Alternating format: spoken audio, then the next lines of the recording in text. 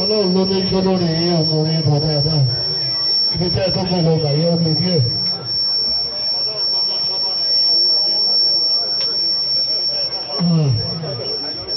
Yes.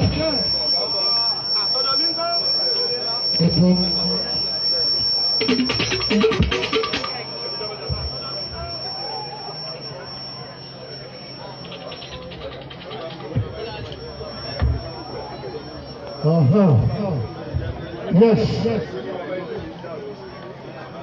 Ó yà ọ́ lẹ́nu. Ojú ni gbogbo ayé ń gbégbó sí orílẹ̀ méjì ẹ̀ sí. Mọ̀. Òun ló jẹ́ kí n mọ̀ pé tiẹ̀ yàtọ̀ díẹ̀ láàrin wọn. Àbúrò Zazu ni. Ṣàdúzẹ̀. Ẹ ń bá fojú rẹ̀ tí ń gbégbó sórí. Ẹ mọ̀ pé tiẹ̀ yàtọ̀ báwọn. Ó Zazu náà ni. Orúkọ yìí náà wàhálà ni. Sọ́nbẹ́ ó ṣàṣẹ sọ́nbẹ́ nílẹ̀. Àbúrò Kọ́rọ̀dé Bello. Ẹ lọ jáwá fún tíkẹ̀tì torí a ti fẹ́ ṣe rọ́fù báyìí o.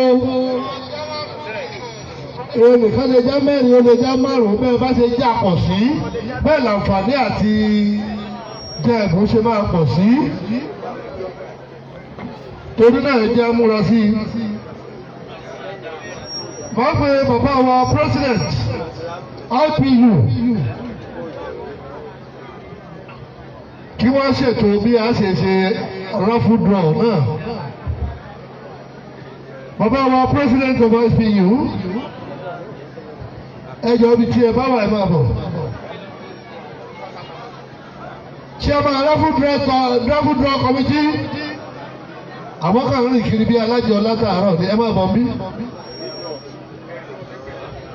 Iṣẹ́ tá à ti ṣe látijọ́ ìṣẹ̀ṣẹ̀ fẹ́ yọ ni kò wá yẹ káwọn ẹ̀fẹ́ ọ̀tún káwọn ẹ̀fẹ́ òsì káwọn rí yín.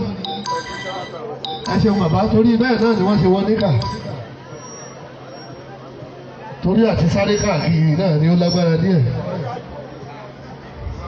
Ìfẹ́ ìlú rẹ̀ sì lẹ́ ní lágbára Ọlọ́run Olódùmarè bẹ́ẹ̀ ṣe fẹ́ orí bẹ́ẹ̀ náà ni ó rí.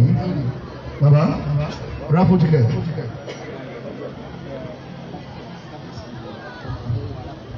Ṣé ẹ̀rí kọ́ ni?